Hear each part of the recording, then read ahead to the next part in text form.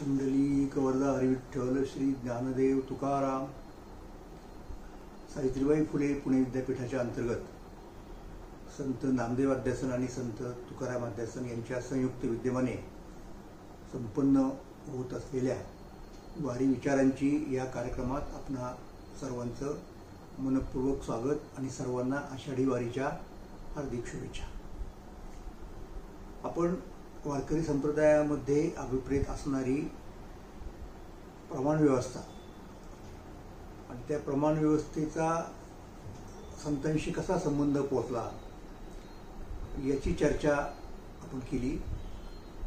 ओव्या आणि अभंग यांच्या संदर्भात काही गोष्टी सांगितल्या आणि असं सांगितलं की हे ग्रंथ आहेत आणि यांचा अर्थ लोकांना विशद करून सांगणं, म्हणजे एकदा प्रमाण ग्रंथ निश्चित झाला की पुढचं काम सोपं झालं ना। म्हणजे बहिणाबाई जे म्हणतात की नाही की तुका झाल्याचे कळस भजन करा सावकाश, तर भजन करण्यामध्ये हे येतं सगळं। म्हणजे त्या ग्रंथाचा अर्थ सांगणं हा भजनाचा भाग आहे। गरजेप्रमाणे त्याचा अर्थ विस्तार करणं, गरजेप्रमाणे त्याच्यातनं काही जे निघतात इम्प्लिकेशन्स, काही लक्षित निघतात काळमानाप्रमाणे ती काढणं। म्हणजे कसं होतं की संतांनी जे दिलेले, आपण समजा याच्या पद्धतीने विचार केला, आपण अनुमानाच्या पद्धतीने विचार करूयात की संतांनी तुम्हाला प्रेमिसेस दिलेले आहेत, आधार वाक्य जी असतात ती दिलेली आहेत, जी काय असते ती त्यांच्या एकेका अभंगामध्ये एकूण सगळ्या याच्यामध्ये।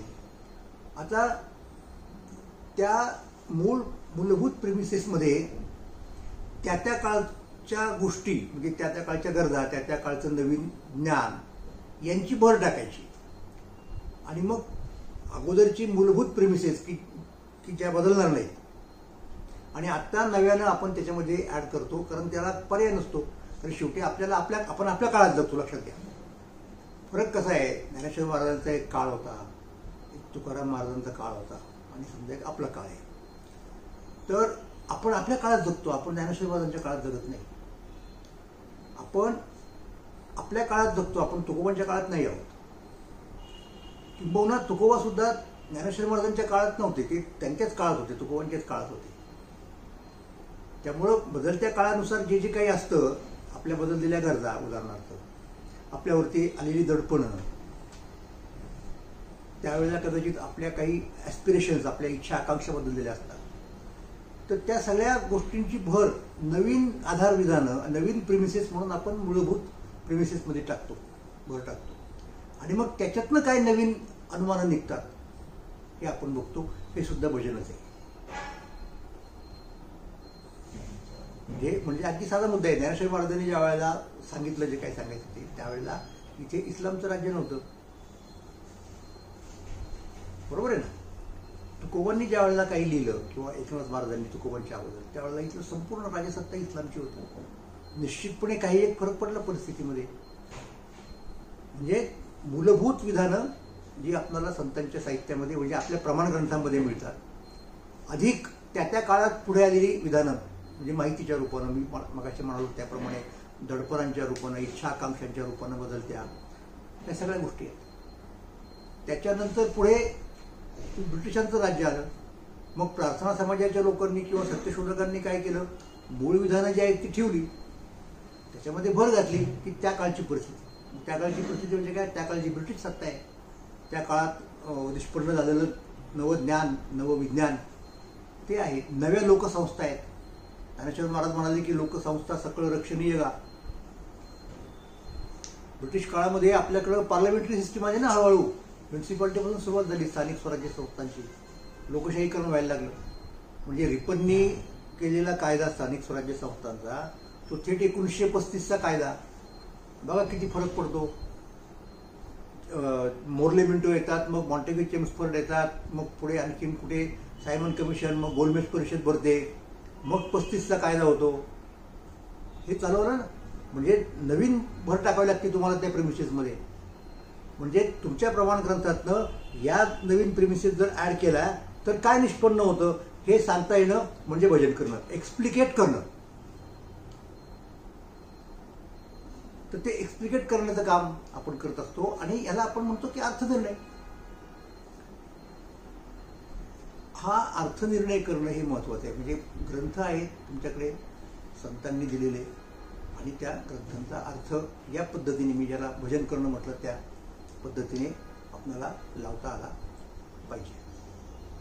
आणि अर्थात एक मुद्दा आणखीन त्यात मला सांगता येईल ना जास्त, की नंतर 47 साली स्वातंत्र्य मिळालं, 50 साली घटना निर्माण झाली, म्हणजे आणखीन काही वेगळा बदल झालेला आहे, आणखीन वेगळ्या प्रिमिसेस मिळाल्या आपल्याला. मग हे सगळं घेऊन आपण पुढे जात असतो.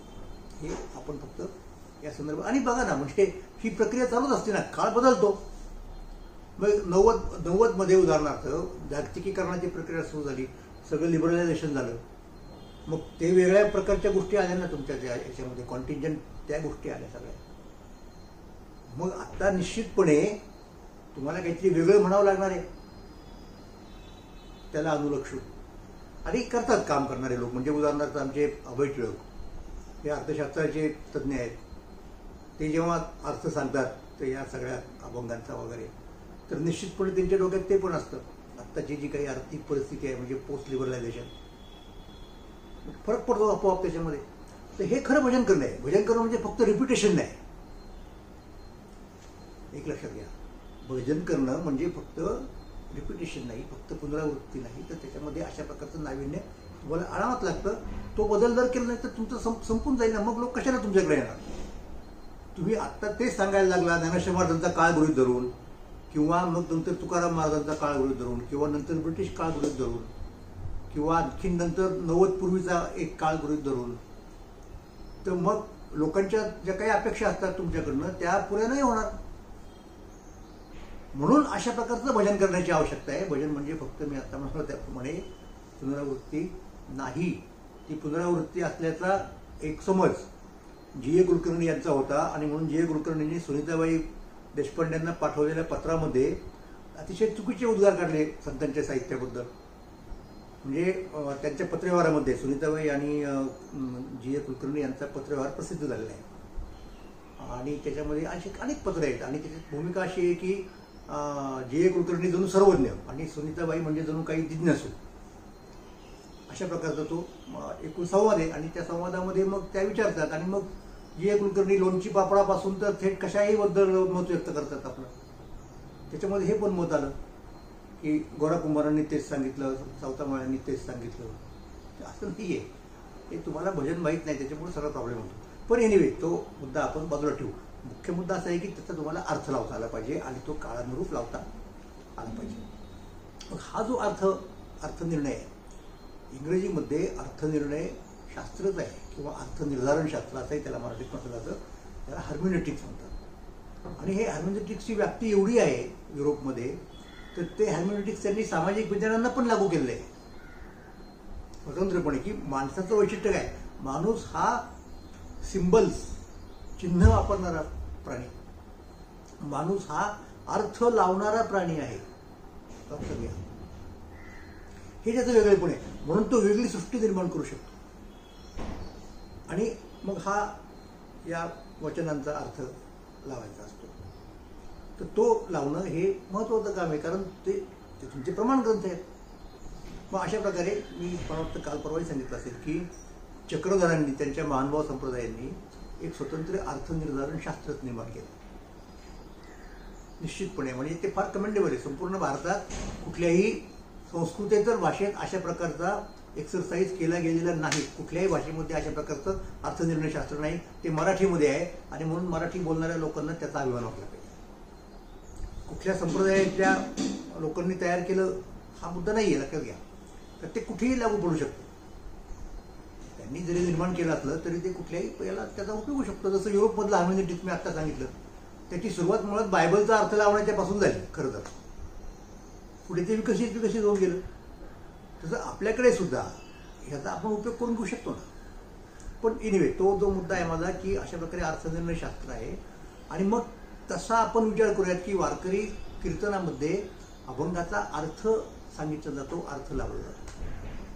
प्रवचनामध्ये ज्ञानेश्वरीतल्या ओव्यांच्या आधारे संस्कृत श्लोकाचा अर्थ लावला जातो, किंवा ज्ञानेश्वरीच्याच ओव्यांचा अर्थ करणं हा आणखीन एक वेगळा मुद्दा आहे.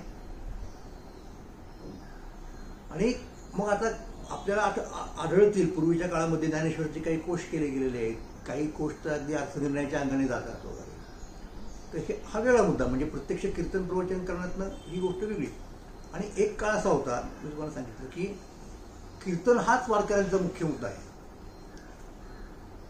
प्रवचन हे पंडिती माध्यम झालं, प्रवचन नसतं वारकऱ्यांच्या मध्ये, नसायचं. म्हणजे कीर्तन असायचं. आणि कीर्तनात अभंग सोडवताना, म्हणजे परत हा मुद्दा, अभंग सोडवणं म्हणजे काय करणं, म्हणजे अभंगाचा अर्थ लावणं. आणि तो अशा प्रकारे लावणं की ते जे अभंगाची चरणं आहेत, जे कडवे आहेत, ती एक साखळी असते, त्यातला एक एक दुवा बाजूला करून दाखवणं आणि परत ते जोडणं, याला म्हणतात अभंग सोडवणं. म्हणजे त्याच्यामध्ये ध्रुपद कसं मुख्य असतं हे मी तुम्हाला सांगितलं. हे करणं म्हणजे परत भजन करणं. आपण त्या मुद्द्यावरती आलो समजायचं. तर हे सगळं या मंडळींच्या याच्यात तुम्हाला कृतीमध्ये सापडतं. तर मग सुरुवातीला प्रवचन करण्याची पद्धत नव्हती. ज्ञानेश्वरीच्या ओव्या अभंगांचा अर्थ लावताना कीर्तनात म्हटल्या जायच्या, वापरल्या जायच्या. पुढे 19व्या शतकाच्या सुद्धा मध्यानंतरची गोष्ट आहे, 50 नंतरची गोष्ट आहे, ज्ञानेश्वरीवरचं प्रवचन सुरू झालं. आणि मग ती पद्धत पडली. म्हणजे त्याच्यात काय चांगलंच झालं ते, कारण कीर्तन करणं ही गोष्ट अवघड असते. कारण काय, कीर्तनासाठी सगळा संच लागतो, टाळकरी लागतात, अपवाद लागतो, गाता यायला लागतं. तसं प्रवचनाचं नसतं ना. प्रवचन सोपं असतं करणं, त्या समोर ग्रंथ पण असतो. त्यामुळं ते माध्यम वारकऱ्यांनी स्वीकारलं हे उत्तम झालं. आपल्याला स्वीकारावं लागतात काही गोष्टी काळाप्रमाणे, मगाशी म्हणालो तसं. पण मुख्य मुद्दा अभंगांचा असतो. तर मग सार्थ ज्ञानेश्वरी सुद्धा, सार्थ म्हणजे अर्थसकट, बाजारामध्ये आली.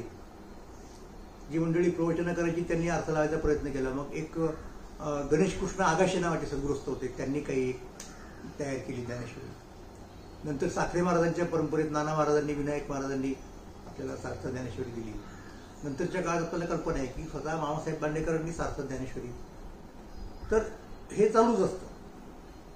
महाराजांच्या, तुकाराम महाराजांच्या अभंगांच्या संदर्भात तुम्हाला आणखीन काही काही वेगळ्या गोष्टी दिसून येतात बघा. काय दिसून येतं, आणि ते निश्चितपणे काय म्हणतात त्याला, स्वारस्यपूर्ण आहे, इंटरेस्टिंग आहे, की पहिल्यांदा तुकाराम महाराजांच्या अभंगांचा अर्थ लावण्याचं काम हे प्रार्थना समाजाच्या लोकांनी केलं. 20व्या शतकाच्या सुरुवातीला पुणे प्रार्थना समाजाने तुकाराम चर्चा मंडळ काढलं. फारच इंटरेस्टिंग आहे. हे सगळे लोक उच्च विद्याविभूषित होते, आंग्ल भाषा कोविद होते, जगाच्या पाठीवर काय काय चाललंय, कुठे कुठे याची त्यांना कल्पना असायची. तर त्यांना हे माहिती होतं की उदाहरणार्थ इंग्लंडमध्ये ब्राउनिंग सोसायटी असते, की त्या कवीचा अभ्यास करायचा, त्याच्या कवितांचा अर्थ सांगायचा. तर त्या धर्तीवरती त्यांनी तुकाराम चर्चा मंडळ स्थापन केलं की तुकाराम महाराजांच्या अभंगांचा अर्थ आपल्याला लावता आला पाहिजे. मग त्या मंडळामध्ये कोण कोण होतं, त्या मंडळाचे अध्यक्ष होते डॉक्टर रामकृष्ण गोपाळ भांडारकर, की जे संस्कृत, प्राकृत, इंग्रजी इत्यादी भाषांचे महापंडित होते, जगविख्यात होते. भांडारकर मुख्य. त्याचे सेक्रेटरी कोण होते, सेक्रेटरी प्राध्यापक केळकर म्हणून होते. म्हणजे आपल्याकडे जे भाषा वैज्ञानिक अशोक केळकर होऊन गेले, त्यांचे हे चुलते होते अशोक केळकरांचे. आधी फर्ग्युसन कॉलेजमध्ये होते, मग वाडिया कॉलेजमध्ये गेले. तर ते सेक्रेटरी म्हणजे दप्तर ते सांभाळायचे. आणि मग वासुदेव बळवंत पटवर्धन होते उदाहरणार्थ, आणखीन त्याच्यामध्ये काही काही लोक होते. आणि आठवड्यातून एका विशिष्ट दिवशी ते पुणे प्रार्थना समाजात म्हणजे हरमंदिरामध्ये जमायचे. बुधवार पेठेमध्ये पाचोळा विठोबाच्या जवळ आहे ते. आणि तिथे एक एक अभंग घेऊन त्या अभंगाच्या एकेका शब्दाची चर्चा करायची. ते लिहिलं जायचं. आणि मग ते प्रोसिडिंग असं आठवड्यातून एका बैठकीत जेवढे होतील तेवढे अभंग. मग आठवड्यात जे अभंग झाले, 4 आठवड्यात, महिन्याचे 4 आठवड्यात असतात साधारणपणे, समजा 4 बैठका झाल्या अशा प्रकारे. तर त्या 4 बैठकांमध्ये आलेलं जे काही आहे ते त्यांच्या सुबोध पत्रिका नावाच्या मासिक नियतकालिकामध्ये छापलं जायचं. असं त्यांनी जवळजवळ त्यांनी 1500 अभंगांचा अर्थ लावला. प्रत्यक्षात चर्चा पूर्ण झाली आणि त्यातले 750 अभंग त्यांनी छापून 2 खंडात प्रसिद्ध केले पुढे प्रार्थना समाजात. तर मला वाटतं हे मी सांगितलं की नंतर अलीकडच्या काळामध्ये आमचे मित्र दिलीप दोंडगे जे नुकतेच निवृत्त झाले, त्यांच्या सटाणा कॉलेजच्या प्राचार्य पदावरती होते, ते महाराष्ट्र राज्याच्या भाषा सल्लागार समितीचे अध्यक्ष आहेत. तर त्यांच्याकडे काम सुपूर्द केलं साहित्य अकादमीने की हे तुम्ही परत रिप्रिंट करायचं आहे आम्हाला, त्याचं संपादन करून द्या. त्याप्रमाणे त्यांनी केलं, चांगली प्रस्तावना लिहिली. स्वतः शैली विज्ञानाचे चांगले अभ्यासक आहेत. तर तो अर्थ लावण्याचा प्रयत्न, आणि तो प्रयत्न एक प्रकारे सांघिक प्रयत्न होता, अगदी चर्चात्मक पद्धतीने. आणि ते नोंदायचे, समजा नोंदवून ठेवायचे की समजा एक मतभेद झाले, एखाद्याला हा अर्थ नाही आवडला, म्हणजे बरोबर नाही वाटला, तर तो आपला मतभेद त्या ठिकाणी नमूद करायचा आणि ते पण छापून जायचं, शब्दांचे अर्थ सांगायचे. आणि त्याच्यात त्यांची एक गल्लत काय झाली ते तुम्हाला सांगतो मी अर्थ लावताना, की त्यांच्या डोक्यामध्ये कसं असतं की ते निराकार परमेश्वराचे उपासक, मूर्तीपूजा त्यांना मान्य नसायची. त्यामुळं त्यांचा असा समज होता की तुकाराम महाराज अशा अवस्थेतनं गेले, अवस्थांमधनं गेले. अगोदरच्या आता मूर्तीपूजेचे तर अभंग आहेतच, विठ्ठलाच्या मूर्तीचे सगळे सगुण साकाराची ती सगळी उपासना आहे. त्यांना असं वाटलं की हे तुकाराम महाराजांच्या ह्याच्यात 2 टप्पे पडतात. एक अपरिपक्व म्हणजे जेव्हा ते मूर्तीपूजक होते, आणि नंतर परिपक्व म्हणजे जेव्हा त्यांनी मूर्तीपूजा सोडून दिली, मग तिथं हा शेरा यायचा बघा की हा अभंग पूर्वावस्थेतील आहे, हा अभंग परिपक्व दशेतील आहे. तर ते ठीक आहे, म्हणजे त्यांनी जो प्रयत्न केला तो महत्वाचा आहे. आपलं मत समजा त्यांना मान्य नसेल तर तो त्यांना अधिकार आहे तसं करण्याचा. मग पुढे आता हे दादा महाराज सातारकरांना हे माहिती होतं की नाही मला माहीत नाही की त्यांचा असा प्रयत्न झाला, त्यांनी पण त्यांनी ते संगती लावली नंतरच्या काळामध्ये. आणि जी बाबाजी गणेश परांजपेंनी त्यांच्या अर्थनिर्णयात सांगितली आपल्याला, त्यांचा अर्थनिर्णय म्हणजे काय, त्यांनी काय केलं, बाबाजी गणेश परांजपे बॅरिस्टर, हे दादा महाराज सातारकरांचे शिष्य, आणि त्यांनी देहू देवस्थानमध्ये जी वही आहे तुकाराम महाराजांच्या हातची वही, की ज्या वया इंद्रायणीच्या डोहातून तरल्या वरती आल्या, त्यातली ती एक वही आहे. आणि त्या वहीची एक नक्कल सख्या हरी वैकुंठे या वारकऱ्याकडे होती, म्हणून भिजल्या वहीचे अभंग म्हणून त्यांनी काय केलं, त्याचा अर्थ लावला. आणि त्याच्यात त्यांनी काय सांगितलं माहिती का, की माणूस जो असतो ना, तो माणूस त्याच्या अंतःकरणामध्ये वेगवेगळ्या वेळेला वेगवेगळ्या प्रकारचे तरंग उमटतात, वेगवेगळ्या प्रकारे तो प्रतिसाद देतो. त्यामुळे असं समजायचं काहीच कारण नाही की एकच एक दशा असते, म्हणजे हा असा असा असा प्रवास नाहीये. हे बघा, असा प्रवास नाहीये तो, ते असं आहे, समुद्राच्या लाटावरती येतात, परत खाली जातात, परत वरती येतात, परत खाली जातात, असा तो प्रवास आहे. हे दादा महाराजांनी सांगितलं, कारण ती उत्स्फूर्त आहे, उत्स्फूर्त आहे. पण मग समजा तुकाराम महाराजांनी एखाद्या अभंगात देवाला शिवाय दिल्या असतील तर हे काय म्हणणार की ते पूर्वावस्थेतील अभंग आहे वगैरे वगैरे. तर तसं नसतं, हे दादा महाराजांनी फार चांगल्या पद्धतीने सांगितलं. आणि मग बाबाजी गणेश परांजपेंनी ते छापलं, म्हणजे त्या भिजल्या वहीतले जे काही अभंग असतील 500-600, त्याचा अर्थ लावून ते पुस्तक स्वतंत्रपणे छापलं. ते कुणी प्रकाशित केलं, तुम्हाला आश्चर्य वाटेल, धनंजयराव गाडगीळ, की जे अव्वल दर्जाचे अर्थशास्त्रज्ञ होते, ज्यांचा महाराष्ट्रामध्ये सहकाराची चळवळ रुजवण्यामध्ये फार मोठा वाटा होता, गोखले संस्थेची स्थापना करण्यामध्ये, आणि कितीतरी फार मोठा माणूस होता, नियोजन मंडळाचे ते अध्यक्ष वगैरे होते. ही गोष्ट आपण जाणता. तर त्यांना हे कळत होतं, हे सांस्कृतिक अंग त्यांच्याकडे होतं. इतकंच नव्हे तर दिवा मोकाशी पंढरपूरच्या वारीला गेले तर त्यांनी आग्रह धरला की तुमच्या त्या वाटचालीवरती पुस्तक आलं पाहिजे धनंजयरावांनी. तर असे धनंजयराव गाडगीळ त्यांनी आग्रह धरला, त्यांनी स्वतः वैयक्तिक स्वतःचे पैसे घालून ते पुस्तक छापलं. तर त्याच्यात आणखीन एक मुद्दा मांडला, आणि तो फार महत्वाचा आहे. जसं मी तुम्हाला याच्याबद्दल सांगितलं 2 दशा मानायच्या वगैरे वगैरे असं नसतं. तर परांजपेंचा आणखीन एक मुद्दा होता अर्थनिर्णयाच्या संदर्भात, तो फार महत्वाचा होता. तो म्हणजे काय माहिती का, तो म्हणजे गाथेमधल्या अभंगांचा क्रम. त्याला वारकऱ्यांच्यातला शब्द आहे ओळ. आता वारकऱ्यांच्यातले बहुतेक लोक काय करतात माहिती का, आपल्या गाथेला म्हणजे जी गाथा ते वापरतात त्याला नाव देतात ओळीची गाथा. पण विचारा तुम्ही काय असतं ओळीची गाथा, म्हणजे काय भंगड असते ओळ, बहुतेकांना सांगता यायचं नाही. आणि त्यातल्या काही गाथा तर ओळीच्या नाहीतच आहेत. मी असं का म्हणतोय की हे म्हणताना की आमचा गाथा हा ओळीचा गाथा आहे, प्रत्यक्षात तसं नसतं. त्याचं कारण असं आहे की अनेक गाथा तुम्हाला अशा सापडतील की ज्याच्यामध्ये त्यांच्यामध्ये त्या संपादकांनी किंवा त्यांनी कुणी तो काढला गाथा, त्यांनी त्यांच्या पद्धतीने वर्गीकरण केले अभंगांचं. म्हणजे संतपर अभंग एका गटात टाकले, नाम महिमा एका गटात टाकले, पंढरी वर्णन एका गटात टाकले. म्हणजे टाकताना काय केलं त्यांनी, संपूर्ण ओळ विस्कळीत करून टाकली. त्यामुळे अर्थ लावण्याचं एक निर्णायक आपल्याकडे सापडतं, काय म्हणत त्याला, साधन जे गाथेमध्येच उपलब्ध आहे, तेच त्यांनी त्याग केला. म्हणून हे समजलं पाहिजे की ओळीची गाथा म्हणजे नेमकं काय. आणि ती अशी असते की ज्याच्यामध्ये महाराजांनी ज्या क्रमाने अभंग केले तो क्रम जास्तीत जास्त तसाच ठेवायचा प्रयत्न केलेला असतो. आता आपल्याला सगळ्या अभंगांचा असा क्रम लावता येत नाही, निश्चितपणे लावता येत नाही. पण काही अभंगांचा लावता येतो म्हणजे तो गाथेमध्येच उपलब्ध असतो, म्हणजे हस्तलिखित वह्यांमध्येच उपलब्ध होता.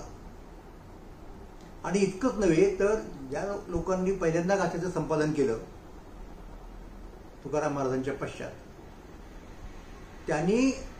त्यांना माहिती होतं की हे अभंग तुकाराम महाराजांनी कोणत्या प्रसंगी लिहिलेले आहेत आणि किंबहुना कोणत्या प्रसंगी किती अभंग लिहिले हे माहिती होतं. म्हणून त्यांनी बऱ्याच वेळेला या प्रसंगी स्वामींनी अभंग केले आणि पुढे आकडा 25, 17 असं सांगायचे. म्हणजे तुम्हाला तो प्रसंग जर समजून घ्यायचा असेल तर ते सगळे अभंग तुम्हाला माहिती पाहिजेत, वाचता आले पाहिजेत. आणि मुख्यत्वे करून ते त्या क्रमाने वाचता आले पाहिजेत. म्हणजे तुम्ही जो अभंग आत्ता या घटकेला समजा घेता विचारासाठी, निरूपणासाठी, तो जर त्या क्रमाचा असेल तर त्याच्या आधी एक अभंग असतो, निश्चितपणे असू शकतात आणि त्याच्यानंतरही असू शकतात त्या गटामधले. आणि मग तो अभंग त्या सगळ्या अख्ख्या आपण म्हणूयात की एक हार्मोनिटिक सर्कलचा एक भाग आहे. आणि तसंच समजून अभंग तुम्हाला लावता आला पाहिजे. आता हे सगळे कीर्तनकार काय करतात सगळे की प्रत्येक अभंग हा एक वेगळाच याचा समजून अभंगाला ट्रीटमेंट देतात त्या अर्थाची. चुकीचं आहे ते. हां, जे अभंग खरोखर सुटे आहेत, ज्यांचा पुढचा मागचा जो अभंग आहे त्याचा त्यांच्याशी डायरेक्ट संबंध नाही, त्याच्या बाबतीत ते करता येईल. पण जे सुटे नाहीत, जे अपरिहार्यपणे अगोदरच्या अभंगाला रिफर करतात, म्हणजे उदाहरणार्थ मोक्षपदे तुच्छ केली या कारणे, हा अभंग आहे महाराजांचा. पुण्यातही कीर्तन आहे का असंच सांगणार, तोच एक अभंग धरणार गृहीत, त्याच्या मागे पुढे जायची त्यांना गरज वाटणार नाही. पण मी तुम्हाला सांगतो, मोक्षपदे तुच्छ केली या कारणे म्हणजे कोणत्या कारणे, अगोदरच्या अभंगामध्ये. तो अभंग वाचल्याशिवाय तुम्हाला याचा अर्थ सांगता येत नाही. म्हणजे जसं अलीकडच्या काळात आपण ते मोबाईलमध्ये वगैरे पाठवतो, व्हॉट्सअप करतो, एक गोष्ट सांगतो आणि त्याला एक असं चिन्ह लावतो, म्हणजे वरती पहा, वरच्या अभंग येतो, असा मुद्दा आहे. हे माहीत नाही लोकांना. माहीत नाही म्हणजे कसं माहिती असणार ना, त्यांना बाबाजी परंतु माहीत नाही, बाबाजींनी कसं विवेचन केलं ते माहीत नाही. मग बाबाजींनी त्या भिसक्यावरच्या अभंग हा एक अख्खाच्या अख्खा क्रम आहे असं समजून सगळे एका क्रमात त्याचा अर्थ लावला. एका अभंगातून दुसरा अभंग कसा निघतो हे त्यांनी सांगितलं. ही किती महत्वाची गोष्ट आहे ना अर्थनिर्णयाच्या बाबतीमध्ये. तर ते बाबाजी परांजपे यांचं महत्व आहे. म्हणजे प्रार्थना समाजाच्या लोकांनी एक अप्रोच ठेवला, बाबाजी गणेश परांजपेंनी एक दुसरा अप्रोच ठेवला, आणि मग बाकीचे वारकऱ्यांचे अप्रोचेस आहेतच ना. म्हणजे पहिल्यांदा वारकऱ्यांनी निर्माण केलेला सार्थगाथा म्हणजे लोक महाराजांचा गाथा, आणि ते सुद्धा एक प्रकारचं टीमवर्क होतं. अनेक मंडळी, त्यांची शिष्यमंडळी, सहकारी महाराजांच्या बरोबर होती. त्यांनी तो अर्थ लावला, 2 खंडामध्ये तो प्रसिद्ध झाला. बरेच दिवस तोच एक अशा प्रकारचा सार्थगाथा होता. मग नंतरच्या काळामध्ये हळूहळू आणखी लोक पुढे आले. जसं डॉक्टर प्रण जोशी यांनी सार्थगाथा तयार केला. नंतर आपले शंकर महाराज खंदारकर, त्यांचा एक स्वतंत्र अशा प्रकारचा सार्थगाथा आहे. तर म्हणजे कसं असतं वारकऱ्यांच्या बाबत या लोकांचं चांगलं मत. तो गाथा ज्यांनी छापला ना ते मधुकर पटवर्धन, म्हणजे अच्युतराव पटवर्धन, रावसाहेब पटवर्धन यांचे बंधू, धाकटे बंधू सगळ्यात, माझे खूप चांगले ज्येष्ठ स्नेही होते.